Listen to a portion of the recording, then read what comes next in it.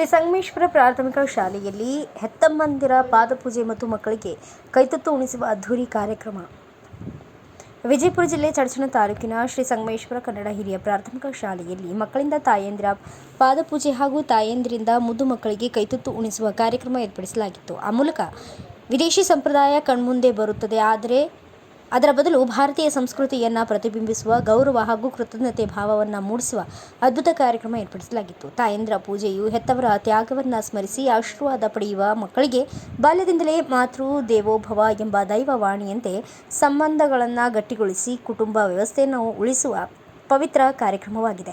ಹೆತ್ತವರ ಪಾದ ಸ್ಪರ್ಶದಿಂದ ಮಕ್ಕಳಲ್ಲಿರುವ ಅಹಂಕಾರ ಕಡಿಮೆಯಾಗಿ ವಿನಯಶೀಲತೆ ಬೆಳೆಸುತ್ತದೆ. ಆಧುನಿಕ ಜೀವನ ಶೈಲಿಯಲ್ಲಿ ಮರೆಯಾಗುತ್ತಿರುವ ಭಾರತೀಯ ಪರಂಪರೆಯನ್ನು ಉಳಿಸಿ ಗುರು ಹಿರಿಯರಿಗೆ ಗೌರವ ನೀಡುವ ಮೌಲ್ಯವನ್ನು ಮುಂದಿನ ಪೀಳಿಗೆಗೆ ವರ್ಗಾಯಿಸುತ್ತದೆ. ಅದೇ ರೀತಿ ಬಾಲ್ಯದಲ್ಲಿ ತಾಯಿ ನೀಡುವ ಕೈತುತ್ತು ಕೇವಲ ಆಹಾರವಲ್ಲ, ಅದರ ಪ್ರೀತಿ, ವಾತ್ಸಲ್ಯ, ಆನಂದ, ಸದ್ಭಾವನೆ ಇರುತ್ತದೆ.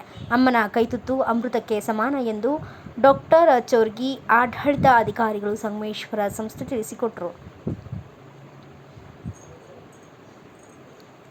ರವಿಕುಮಾರ್ ಕೆ ಗುರುಗಳು ಕಾರ್ಯಕ್ರಮದಲ್ಲಿ ನಿರೂಪಣೆ ಮಾಡಿದರೆ, ರಾಜೇಶ್ವರಿ ಯಾಕ್ರೆ ಗುರುಮಾತೆಯರು ಸ್ವಾಗತ ಕೋರಿದರು. ರಮೇಶ್ ಗುರುಗಳು ಸಿಂಪಿ ಲಿಂಗಣ್ಣನವರ ಸಂಕ್ಷಿಪ್ತ ಪರಿಚಯ ಮಾಡಿಕೊಟ್ಟರು. ಶಾಲೆಯ ಮುಖ್ಯ ಗುರುಮಾತೆಯರಾದ ಕಲ್ಪನಾ ವಾಗ್ಮೋಡೆ ಅವರು ಕಾರ್ಯಕ್ರಮದ ಕುರಿತು ಪ್ರಾಸ್ತಾವಿಕ ನುಡಿಗಳನ್ನು ಹೇಳಿದರು. ದಿವ್ಯ ಸಾನ್ನಿಧ್ಯವನ್ನು ಶ್ರೀ ಷಡಕ್ಷರಿ ಸ್ವಾಮೀಜಿಯವರ ತಾಯಿಯ ಕುರಿತು ಹಿತವಚನಗಳನ್ನು ಹೇಳಿದರು. ಹಾಗೂ ಸಂಸ್ಥೆ ಗೌರವಾನ್ವಿತ ನಿರ್ದೇಶಕರಾದ ಬಸವರಾಜ ಯಕ್ಕಂಚಿ ಅವರು ಬಾಲ್ಯದಲ್ಲಿ ಕಲಿತ ಸಂಸ್ಕಾರಗಳು ತಮ್ಮ ಜೀವನದುದ್ದಕ್ಕೂ ಬೆಳೆಸಿಕೊಂಡು ಹೋಗುತ್ತಾರೆ ಎಂದು ಮಾತನಾಡಿದರು. ಸಂಸ್ಥೆಯ ಗೌರವಾಧ್ಯಕ್ಷ ಧರ್ಮಪತ್ನಿ ಡಾಕ್ಟರ್ ಅಕ್ಕ ಮಹಾದೇವಿ ಡೋಣಗಾವ್ ಅವರು ಉತ್ತಮ ಆಹಾರದ ಮಹತ್ವ ತಿಳಿಸಿಕೊಟ್ಟರು.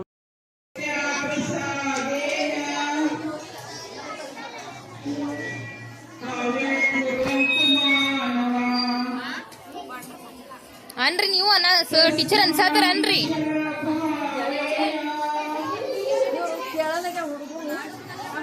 ಈಗ ಬ್ಯಾಡ್ರಿ, ಸಮಯ ಬಹಳ ಆಗ್ಯದ, ಬಹಳ ಏನು ಮಾತಾಡೋದಿಲ್ಲ. ಈಗಾಗಲೇ ಈ ಕಾರ್ಯಕ್ರಮದ ಬಗ್ಗೆ ಎಲ್ಲರೂ ಮಾತನಾಡಿದ. ಒಂದೆರಡು ಮಾತುಗಳು ಹೇಳುವುದೇನು ಅಂತಂದ್ರೆ, ನಮ್ಮ ದೇಶ ಭಾರತ ಬಹಳ ಅಪರೂಪವಾದಂಥ ಸಂಸ್ಕೃತಿ ಉಳ್ಳಂಥ ದೇಶ. ಇಡೀ ಸ್ವಲ್ಪ ಲಕ್ಷ ಕೊಟ್ಟು ಕೇಳ್ರಿ, ಇಡೀ ನಮ್ಮ ಈ ಜಗತ್ತಿನೊಳಗೆ ಎಷ್ಟು ದೇಶಗಳದಾವ? ಎಷ್ಟು ದೇಶ ಅದಾವ? ನಮ್ಮ ಈ ಜಗತ್ತಿನೊಳಗ ನಮ್ಮ ಭೂಮಿ ಮೇಲೆ ಎಷ್ಟು ದೇಶ? ಅದ್ರೊಳಗೆ ನಮ್ದು 190 ದೇಶಗಳಲ್ಲಿ ಇಷ್ಟೆಲ್ಲ ದೇಶಗಳದಾವಲ್ಲ, ಯಾವ ದೇಶಗಳಿಗೂ ಸಹಿತ ಹೆಣ್ಣು ಮಕ್ಕಳು ಹಣಿ ಮೇಲೆ ಕುಂಕುಮ ಹಚ್ಕೊಳ್ಳೋದಿಲ್ಲ. ನಮ್ಮ ಸಂಸ್ಕೃತಿ ಎಷ್ಟು ಅಪರೂಪ, ಎಷ್ಟು ವಿಶಿಷ್ಟ, ಎಷ್ಟು ಯಾವ ದೇಶದಲ್ಲಿಯೂ ಸಹಿತ ಹೆಣ್ಣು ಮಕ್ಕಳು ಹಣಿ ಮೇಲೆ ಕುಂಕುಮ ಹಚ್ಕೊಳ್ಳೋದಿಲ್ಲ, ಕೊರಳಲ್ಲಿ ಮಾಂಗಲ್ಯ ಧರಿಸ್ಕೊಳ್ಳೋದಿಲ್ಲ, ಕಾಲಲ್ಲಿ ದರಳುಂಗಲ ಧರಿಸ್ಕೊಳ್ಳೋದಿಲ್ಲ, ಸೀರೆ ಧರಿಸ್ಕೊಳ್ಳೋದಿಲ್ಲ. ಹೀಗೆ ಅನೇಕ ವಿಶಿಷ್ಟವಾದಂತಹ ಆಚರಣೆ, ಸಂಸ್ಕೃತಿ, ವಿಚಾರ ಉಳ್ಳಂತಹ ಏಕೈಕ ದೇಶ ಯಾವುದು ಅಂತಂದ್ರೆ ಅದು ನಮ್ಮ ಭಾರತ ದೇಶ. ಅದಕ್ಕೆ ಇವತ್ತು ಎಲ್ಲ ದೇಶಗಳು ಸಹಿತ ಭಾರತದ ಮೇಲೆ ಬಹಳ ಒಲವು, ಬಹಳ ಒಂದು ರೀತಿಯ ಅಭಿಮಾನ, ಒಂದು ರೀತಿಯ ಹೆಮ್ಮೆ ಎಲ್ಲ ದೇಶಗಳಿಗೂ. ಯಾಕೆ ಅಂತಂದ್ರೆ ನಮ್ಮದು ಬಹಳ ಪ್ರಾಚೀನವಾದಂತಹ ಪರಂಪರೆ ಉಳ್ಳಂತಹ ದೇಶ ಅದು. ಇಂದಿಗೂ ಕೂಡ ಎಲ್ಲಾ ನಾಗರಿಕತೆಗಳು, ಬೇರೆ ಬೇರೆ ಸಿವಿಲೈಸೇಷನ್, ರೋಮನ್, ಗ್ರೀಕ್ ಸಿವಿಲೈಸೇಷನ್ ಎಲ್ಲ ನೋಡ್ತೀವಿ, ನಾವು ಓದ್ತೀವಿ, ಅವು ಎಲ್ಲವೂ ಇವತ್ತು ಕಣ್ಮರೆಯಾಗಿ ಹೋಗ್ಯಾವ. ಆದ್ರೆ ಭಾರತದ ಏನು ನಾಗರಿಕತೆ, ಭಾರತದ ಸಂಸ್ಕೃತಿ, ಭಾರತದ ರೀತಿ ನೀತಿಗಳು ಇಂದಿನ 21ನೇ ಶತಮಾನದೊಳಗೂ ಇನ್ನೂ ಅದಾವ. ಯಾಕೆ ಅಂತಂದ್ರೆ ಈ ಮಣ್ಣಿನ ಶಕ್ತಿ ಅದು. ಈ ಮಣ್ಣು, ಇಲ್ಲಿಯ ನೆಲ, ಇಲ್ಲಿಯ ನೆಲದ ಶಕ್ತಿ ಅದು. ಯಾಕೆ ಅಂತಂದ್ರೆ ಇಲ್ಲಿ ಎಲ್ಲ ಪುಣ್ಯ ಪುರುಷರು, ಅನೇಕ ಅನುಭಾವಿಗಳು, ತ್ಯಾಗಿಗಳು, ಸಾಧು ಸಂತರು, ಋಷಿ ಮುನಿಗಳ ಪರಂಪರೆಯಿಂದ ಬಂದಂತಹ ಸಂಸ್ಕೃತಿ ನಮ್ಮದಾಗಿರುವುದರಿಂದ ಇವತ್ತು ನಮ್ಮ ಒಂದು ಭಾರತೀಯ ಸಂಸ್ಕೃತಿ ಬಹಳ ಶ್ರೇಷ್ಠವಾದಂಥದ್ದು. ನಮಗೆಲ್ಲ ಜನ್ಮ ನೀಡುವಂಥವಳು ತಾಯಿ, ಜನನಿ. ಆ ತಾಯಿಯನ್ನ ನಮ್ಮ ಸಂಸ್ಕೃತಿ ಬಹಳ ಎತ್ತರದ ಸ್ಥಾನದೊಳಗೆ ಇಟ್ಟಿರುವಂಥದ್ದು. ತಾಯಿಗಿಂತಲೂ ದೊಡ್ಡವರು ಯಾರದಾರ? ತಾಯಿಗಿಂತಲೂ ದೊಡ್ಡವರು? ಜನ್ಮ ಕೊಟ್ಟಂತಹ ತಾಯಿಗಿಂತಲೂ ದೊಡ್ಡವರು ಯಾರೂ ಇಲ್ಲ. ಹಾಗಾಗಿ ನಮ್ಮ ಸಂಸ್ಕೃತಿ ನಮ್ಮ ಇದು ಹೇಳ್ತದೆ ಏನು ಅಂತಂದ್ರೆ, ಆ ತಾಯಿಯ ಮಡಿಲು, ತಾಯಿಯ ಒಂದು ಏನು ಮಡಿಲದ ಅದು ಎಷ್ಟು ಶ್ರೇಷ್ಠ ಅಂತಂದ್ರೆ ಸ್ವರ್ಗಕ್ಕಿಂತಲೂ ಶ್ರೇಷ್ಠದ. ಜನನಿ ಜನ್ಮಭೂಮಿಶ್ಚ ಸ್ವರ್ಗಾದಪಿ ಅಪಿಗರಿಯಸಿ ಅಂತ ತಿಳ್ಕೊಂಡು ವೇದದೊಳಗೆ ಹೇಳ್ತದೆ. ಅಂತಹ ಶ್ರೇಷ್ಠವಾದಂತಹ ಸಂಸ್ಕೃತಿ ಇವತ್ತು ನಮ್ಮೆಲ್ಲರ ಸಂಸ್ಕೃತಿ ಅದ. ಅಂತಹ ಅಪರೂಪವಾದಂತಹ ಒಂದು ಸಂಸ್ಕೃತಿಯ ಕಾರ್ಯಕ್ರಮ ಈ ಶಾಲೆಯೊಳಗ ತಾವೆಲ್ಲ ಮಾಡ್ತಾ ಇದ್ದೀವಿ. ಹೋದ ವರ್ಷ ಪ್ರಾರಂಭ ಮಾಡಿದ್ರೆ, ಬಹುಶಃ ಹೋದ ವರ್ಷ ಪ್ರಾರಂಭ ಮಾಡಿದ್ರು, ಹೋದ ವರ್ಷದೊಳಗೂ ಸಹಿತ ನಾವೆಲ್ಲ ಈ ಕಾರ್ಯಕ್ರಮದೊಳಗೆ ಭಾಗಿಯಾಗಿದ್ವಿ. ಇವತ್ತು ತಾಯಿ ಇವತ್ತು ಮಕ್ಕಳಿಗೆ ಜನ್ಮ ಕೊಡೋದು ಎಷ್ಟು ಮುಖ್ಯನೋ ಮಕ್ಕಳನ್ನ ಬೆಳೆಸೋದು ಅಷ್ಟು ಮುಖ್ಯ. ನೀವೆಲ್ಲ ಮಕ್ಕಳಿಗೆ ಜನ್ಮ ಕೊಡ್ತೀರಿ. ನನ್ನ ಮಗ ನನ್ನ ಮಗಳು ಅಂತ ತಿಳ್ಕೊಂಡು ಪ್ರೀತಿ, ಅಕ್ಕರೆ, ವಾತ್ಸಲ್ಯ, ಮಮತೆ ಎಲ್ಲ ಕೊಡ್ತೀರಿ. ಕರುಳು ಬಳ್ಳಿ ಕರುಳು ಅಂತ ತಿಳ್ಕೊಂಡು ಅಂತೀರಿ. ನಿಮ್ಮ ಮಕ್ಕಳಿಗೆ ಏನಾದರೂ ಸ್ವಲ್ಪ ತ್ರಾಸಾದ್ರೆ ನಿಮಗೂ ನೋವಾಗ್ತದೆ, ಮಕ್ಕಳಿಗೆ ನೋವಾದ್ರೆ ನಿಮಗೂ ನೋವಾಗ್ತದೆ, ಮಕ್ಕಳಿಗೇನಾದರೂ ತೊಂದರೆ ಬಂದ್ರೆ ನಿಮಗೂ ತೊಂದರೆ ಬರ್ತದೆ. ಯಾಕೆ ಅಂತಂದ್ರೆ ನಿಮ್ಮ ಕರುಳು ಕುಡಿಯೋದು. ಅಷ್ಟು ಪ್ರೀತಿ ಕೊಡ್ತೀರಿ, ಅಷ್ಟೆಲ್ಲ ಕೊಡ್ತೀರಿ, ಆದ್ರೆ ಮಕ್ಕಳನ್ನ ಯಾಕೆ ಸರಿಯಾಗಿ ಬೆಳೆಸೋದಿಲ್ಲ? ಮಕ್ಕಳಿಗೆ ಯಾಕೆ ಸರಿಯಾಗಿ ನೀವು ರೀತಿ ನೀತಿ ಪದ್ಧತಿ ಆಚಾರ ವಿಚಾರ ಕಲಿಸುವುದಿಲ್ಲ? ಅದು ಕಲಿಸ್ಬೇಕು. ಅದು ಇವತ್ತು ಕಡಿಮೆ ಆಗ್ತಾ ಇದೆ.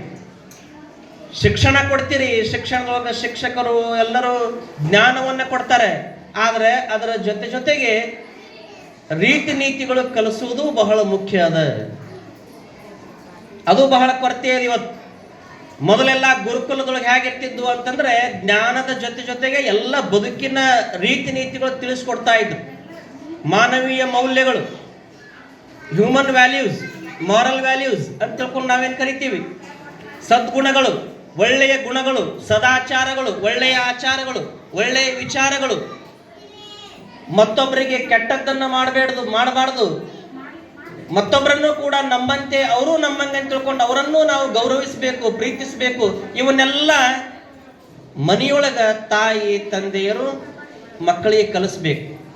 ಶಾಲೆಯೊಳಗೆ ಇವರು ಕಲಿಸ್ತಾರೆ, ಅದ್ರ ಜೊತೆಗೆ ಮನೆಯೊಳಗೂ ಕಲಿಸ್ಬೇಕು. ಅಂದಾಗ ನಿಮ್ಮ ಮಕ್ಕಳು ಒಬ್ಬ ಶ್ರೇಷ್ಠ ಉತ್ತಮ ವಿದ್ಯಾವಂತ ಆಗೋದಷ್ಟೇ ಅಲ್ಲ, ವಿದ್ಯಾವಂತ ಎಲ್ಲರೂ ಹಾಕಾರ. ಕೇವಲ ಮಾರ್ಕ್ಸ್ ತಗೋಬೇಕು ಅಂತ ತಿಳ್ಕೊಂಡು ಆ ವಿದ್ಯಾರ್ಥಿಗಳಿಗೆ ಒತ್ತಡ ಹಾಕಿ ಅವಾಗ ಏನಾಗ್ಬಿಟ್ಟದ, ಇವತ್ತು ಬರೀ ಮಾರ್ಕ್ಸ್ ತಗೊಳ್ಳೋದು ಒಂದು ಆಗ್ಬಿಟ್ಟವು ಗುರಿ. ಅಷ್ಟೇ ಅಲ್ಲದೆ ಇವತ್ತು ಶಿಕ್ಷಣ, ಇವತ್ತು ಜ್ಞಾನ, ಇವತ್ತು ಮಾರ್ಕ್ಸ್ ತಗೊಳ್ಳೋದು ಅಷ್ಟೇ ಅಲ್ಲ, ಅದರ ಜೊತೆಗೆ ಒಳ್ಳೆಯ ಬಿಹೇವಿಯರ್, ಒಳ್ಳೆಯ ನಡೆನುಡಿಗಳು, ಒಳ್ಳೆಯ ಕ್ಯಾರೆಕ್ಟರ್, ಒಳ್ಳೆಯ ಚಾರಿತ್ರ್ಯ, ನೈತಿಕ ಒಳ್ಳೆಯ ಗುಣಗಳು, ಇವನ್ನೆಲ್ಲ ಶಿಕ್ಷಣದ ಜೊತೆಗೆ ನಾವೆಲ್ಲ ಇವತ್ತು ಕಲಿಬೇಕು. ಒಬ್ಬ ವ್ಯಕ್ತಿ ಶ್ರೇಷ್ಠ ಸ್ಥಾನಕ್ಕೆ ಹೋಗಬೇಕಾದ್ರೆ ಆತನಲ್ಲಿನ ಕ್ಯಾರೆಕ್ಟರ್ ಬಹಳ ಮುಖ್ಯ ಆಗ್ತದೆ, ಆತನಲ್ಲಿನ ಒಳ್ಳೆಯ ಗುಣಗಳು ಬಹಳ ಮುಖ್ಯ ಆಗ್ತವೆ. ಆತ ಮಾರ್ಕ್ಸ್ ತಗೊಂಡಿದ್ದು ಮುಖ್ಯ ಆಗುವುದಿಲ್ಲ. ಮಾರ್ಕ್ಸ್ ಕೇವಲ ಎಕ್ಸಾಮ್ ಅಷ್ಟೇ.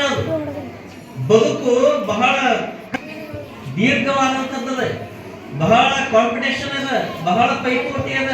ಅಂತಹ ಎಲ್ಲ ಇವತ್ತಿನ ಈ ಒಂದು ಪೈಪೋಟಿಯ ಜೀವನದೊಳಗೆ ನಾವು ಶಿಕ್ಷಣದ ಜೊತೆಗೆ ಒಳ್ಳೆಯ ವಿಚಾರ ಆಚಾರಗಳನ್ನ ಕಲಿಬೇಕು ಅಂತ ತಿಳ್ಕೊಂಡೆ ಇಂತಹ ಅಪರೂಪವಾದಂತಹ ಕಾರ್ಯಕ್ರಮವನ್ನ ನಿಮ್ಮ ಗುರುಮಾತೆಯರು ಆಯೋಜನೆ ಮಾಡಿದ್ದಾರೆ. ಇದು ಬಹಳ ಅಪರೂಪ. ಹೇಗೆ ಅಂತಂದ್ರೆ ಎಲ್ಲಾ ಕಡೆ ಶಾಲೆ ಗ್ಯಾದರಿಂಗ್ ಮಾಡ್ತಾರೆ, ಆನ್ಯುವಲ್ ಡೇ ಮಾಡ್ತಾರೆ, ಬೇರೆ ಮಾಡ್ತಾರೆ, ಏನೇನೋ ಎಲ್ಲ ದೊಡ್ಡ ಕಾರ್ಯಕ್ರಮ ಮಾಡ್ತಾರೆ. ಆದ್ರೆ ಅಂಥದ್ರ ನಡುವೆ ಇಂತಹ ಒಂದು ಮಾತೃ ದೇವೋಭವ, ಪಿತೃ ದೇವೋಭವ, ಅತಿಥಿ ದೇವೋಭವ, ಆಚಾರ್ಯ ದೇವೋಭವ ಅನ್ನುವಂತಹ ನಮ್ಮ ನೆಲದ ಸಂಸ್ಕೃತಿಯನ್ನ ನಮ್ಮ ಮಕ್ಕಳಿಗೆ ತಿಳಿಸುವಂತಹ ಅಪರೂಪವಾದಂತಹ ಕಾರ್ಯಕ್ರಮವನ್ನ ಇವತ್ತು ಆಯೋಜನೆಯನ್ನು ಮಾಡಿದ್ದಾರೆ. ಇವತ್ತು ಇಲ್ಲೆಲ್ಲ ತಾಯಂದಿರ ಪಾದ ಪೂಜೆಯನ್ನ ನಿಮ್ಮ ಮಕ್ಕಳು ತಾಯಿಯ ಪಾದ ಪೂಜೆಯನ್ನು ಮಾಡಿ ಏನಂತಾರೆ, ತಾಯಿನೇ ಶ್ರೇಷ್ಠಳು, ತಾಯಿನೇ ನಮಗೆಲ್ಲ, ತಾಯಿನೇ ದೇವರು, ತಾಯಿನೇ ಎಲ್ಲ ತಿಳ್ಕೊಂಡಂದು ಮತ್ತೆ ಯಥಾ ರೀತಿ ಮನೆಯೊಳಗೆ ದಿನನಿತ್ಯವೂ ಇದ್ದಂತೆ ಹೋಗಿ ನಡೆಯವ. ಇನ್ನೇನು ಏನಾದರೂ ಒಂದು ತಾಯಿ ಏನಾದರೂ ಒಂದು ಕೆಲಸ ಹೇಳಿದ್ರೆ ಇಲ್ಲ ಆಗೋದಿಲ್ಲ, ನನಗೆ ಭಾಳ ಕೆಲಸದವು, ಹಿಂಗ ಮಾಡುವುದಲ್ಲ. ಇದೇನು ಇವತ್ತು ತಾಯಿಯ ಪಾದ ಪೂಜೆಯನ್ನು ಮಾಡಿಕೊಳ್ತೀರಿ, ನಿಮ್ಮ ಮನೆಯೊಳಗೆ ಹೋದ ಬೆಳಕು ಸಹಿತ ದಿನಾಲು ಸಹಿತ ಪಾದ ಪೂಜೆ ಮಾಡ್ತೀರೇನ? ಒಂದೇ ದಿವಸ ಮಾಡುವುದ ವಜ್ಜೆಗೆ ದಿನಾಲು ಅಂತ ಹೇಳಾಕತ್ತಿಲ್ಲ ಅಂತೀರಿ. ಮತ್ತೆ ದಿನಾಲು ಪಾದ ಪೂಜೆಯನ್ನು ಮಾಡಬೇಡ್ರಿ, ತಾಯಿಗೆ ಅಟ್ಲೀಸ್ಟ್ ನಮಸ್ಕಾರ ಆದ್ರೂ ಮಾಡಿ. ಎಲ್ಲಾ ಮಕ್ಕಳು ಮಾಡ್ತೀರಿ? ಮಕ್ಕಳು ಹೇಳ್ಬೇಕು, ದಿನಾಲು ಬೆಳಿಗ್ಗೆ ಹೇಳ್ತಿರಲ್ಲ, ಸ್ನಾನ ಮಾಡ್ತಿರಲ್ಲ, ಹಣಿ ಮೇಲೆ ವಿಭೂತಿ ಹಚ್ಕೊಂತಿರಲ್ಲ, ಹಚ್ಕೊಂಡು ಬಳಕ ತಾಯಿಗೆ ಪಾದ ಮುಟ್ಟಿ ನಮಸ್ಕಾರ ಮಾಡ್ರಿ. ಅದು ಎಷ್ಟೊತ್ತಾಗ್ತದ? ಒಂದು 5 ಸೆಕೆಂಡ್ ಅಷ್ಟೇ, ಹೌದಲ್ಲ? ಇದನ್ನ ದಿನಾಲು ಪಾಲನೆ ಮಾಡ್ಕೊಂಡು ಹೋಗ್ಬೇಕು. ಅಂದಾಗ ತಾಯಿಯ ಸಂಪೂರ್ಣ ಅಂತಃಕರುಣೆ ನಿಮ್ಮ ಮೇಲೆ ಆಗ್ತದೆ, ನೀವು ಮುಂದೆ ದೊಡ್ಡ ವ್ಯಕ್ತಿ ಆಗ್ತೀರಿ. ಅದಕ್ಕಾಗಿ ಇವತ್ತು ಈ ಒಂದು ಕಾರ್ಯಕ್ರಮವನ್ನು ಹಮ್ಮಿಕೊಂಡಿದ್ದಾರೆ. ಬಹಳ ಇವತ್ತು ನಮ್ಮ ಈ ಶಾಲೆಯ ಮುಖ್ಯೋಪಾಧ್ಯಾಯರು ಅವರಿಗೆ ಎಷ್ಟು ಧನ್ಯವಾದ ಹೇಳಿದ್ರು ಸಹಿತ ಕಡಿಮೆನೆ. ಯಾಕೆ ಅಂತಂದ್ರೆ ಇಂಥ ಅಪರೂಪವಾದಂತಹ ಕಾರ್ಯಕ್ರಮವನ್ನು ಆಯೋಜನೆಯನ್ನು ಮಾಡಿ ನಮ್ಮ ಮಕ್ಕಳು ಒಳ್ಳೆಯವರಾಗ್ಲಿ, ನಮ್ಮ ಊರಿಗೆ ಹೆಸರು ತರಲಿ, ನಮ್ಮ ಶಾಲೆಗೆ ಹೆಸರು ತರಲಿ ಅಂತ ತಿಳ್ಕೊಂಡು ಇಂಥ ಒಂದು ಕಾರ್ಯಕ್ರಮವನ್ನು ಆಯೋಜನೆ ಮಾಡಿದ್ದಾರೆ. ಈ ಕಾರ್ಯಕ್ರಮಕ್ಕೆ ಆಗಮಿಸಿ ಎಲ್ಲರೂ ತಮ್ಮ ಒಳ್ಳೆಯ ವಿಚಾರಗಳನ್ನ ವ್ಯಕ್ತಪಡಿಸಿದ್ದಾರೆ. ಈಗೇನು ಬಹಳ ಹೇಳುವಂಥದ್ದೇನಿಲ್ಲ, ಎಲ್ಲರೂ ಮಾತನಾಡಿದ್ದಾರೆ. ನಮ್ಮ ಚೋರ್ಗಿ ಗುರುಗಳವರು ಬಹಳ ಉತ್ತಮವಾಗಿ ಮಕ್ಕಳಿಗೆ ಯಾವ ರೀತಿ ಮನಮುಟ್ಟುವಂತೆ ಮಕ್ಕಳಿಗೆ, ನಮ್ಮ ತಾಯಂದಿರಿಗೆ ಅತ್ತಿ ಸೊಸಿದು ಎಲ್ಲ ಹೇಳಿದ್ರು. ನಿಮ್ಮ ಮನೆಯೊಳಗೆ ಏನ್ ನಡೀತದೆ ಎಲ್ಲ ಹೇಳಿದ್ರು. ಇಲ್ಲಿ ಇಬ್ರು ಪುಟಾಣಿಗಳು ನಾಟಕನೂ ಮಾಡಿದ್ರು, ಅತ್ತಿ ಸೊಸಿ. ಅವ್ರೇನ್ ನಾಟಕ ಮಾಡಿದ್ರಲ್ಲ, ನಾವು ನಮ್ಮ ಜೀವನನೂ ಹಂಗ ನಾಟಕ ಐತಿ. ಇದೇನು ಬಹಳ ದೊಡ್ಡದು ಅಲ್ಲಿದು. ಈ ಜಗತ್ತೇ ಒಂದು ನಾಟಕ ರಂಗ. ಇದ್ರೊಳಗ ಸೊಸಿ ತನ್ನ ಪಾತ್ರ ಸೊಸಿ ಮಾಡ್ಬೇಕು, ತಾಯಿ ಅತ್ತಿ ತನ್ನ ಪಾತ್ರ ಅತ್ತಿ ಮಾಡ್ಬೇಕು. ಏನ್ ಖಾಯಂ ಯಾರು ಇರೋರು ಇಲ್ಲಿ? ಖಾಯಂ ಇರೋರು ಇದ್ದೀವಿ? ಸೊಸಿ ಆದಕ್ಕೆ ಖಾಯಂ ಸೊಸಿನೇ ಇರ್ತಾಳೇನ? ಅತ್ತೆ ಆದಕ್ಕೆ ಏನ್ ಖಾಯಂ ಅತ್ತಿನೇ ಇರ್ತಾಳ? ಮೊದಲಾಗಿನೂ ಸೊಸಿನೇ ಆಗಿರ್ತಾಳೆ. ಒಂದ್ ಸ್ವಲ್ಪ ವರ್ಷ ಸೊಸಿಯಾಗಿ ಪಾತ್ರ ನಿರ್ವಹಿಸಬೇಕು, ಅದು ಅವಧಿ ಮುಗಿದುಕೊಳ್ಳಿ ಅತ್ತೆಯಾಗಿ ಪಾತ್ರ ನಿರ್ವಹಿಸಬೇಕು. ಒಂದ್ ದಿವಸ ಹೋಗ್ಬಿಡುದು ಎಲ್ಲರೂ. ಯಾರು ಇಲ್ಲಿ ಕಾಯಂ ಇರುವುದಿಲ್ಲ. ಈ ಜಗತ್ತೇ ನಾಟಕ ರಂಗ ಅದ. ನಮ್ಮ ಪಾತ್ರ ನಮ್ಮ ಅವಧಿ ಎಷ್ಟದ ಅಷ್ಟು ನಮ್ಮ ಪಾತ್ರವನ್ನ ಅಚ್ಚುಕಟ್ಟಾಗಿ 4 ಮಂದಿ ಹೌದನ್ನ ಬದುಕ್ಬಿಟ್ರೆ ಮುಗಿದೋಯ್ತಲ್ಲ. ಸಿದ್ದೇಶ್ವರ ಸ್ವಾಮಿಗಳು ಏನ್ ಹೇಳ್ತಿದ್ರು? ಪ್ರವಚನದಲ್ಲಿ ನೀವೆಲ್ಲ ಕೇಳಿದ್ರಿ. ಏನ್ ಹೇಳ್ತಿದ್ರು? ಮಸ್ತ್ ಆಗಿರ್ಬೇಕು.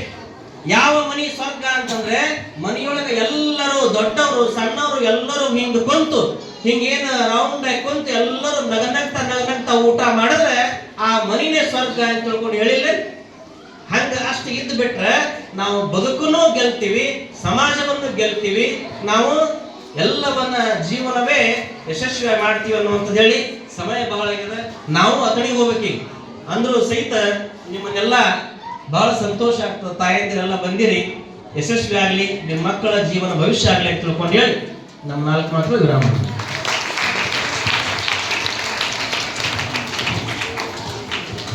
ಸರಕ್ಷರಿ ಮಾಸಾಮಿಜಿಯವರು ವೇದಿಕೆ ಮೇಲೆ ಡಾಕ್ಟರ್ ಡಿ.ಬಿ.